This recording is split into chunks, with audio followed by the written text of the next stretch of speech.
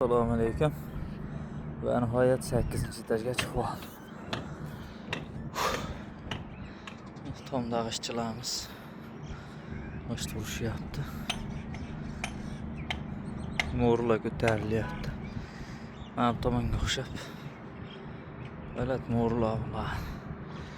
Bu 3 ko'zdagi obyektimiz. Xitoyliklar bilan ishlab turgan obyektimiz.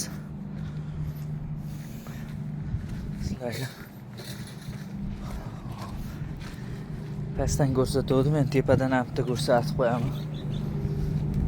Nima ishlar ketay turgan. Tak. Bitta monolitga stokalar berilyapti. Monolitga 8-etajmiş. Hozir ishlar tamom bo'ldi, gazoblokchilar. Pastga gazobloklarimiz yetib keldi. Endi bu tomondan gazobloklarni boshlaymiz yo'ldan.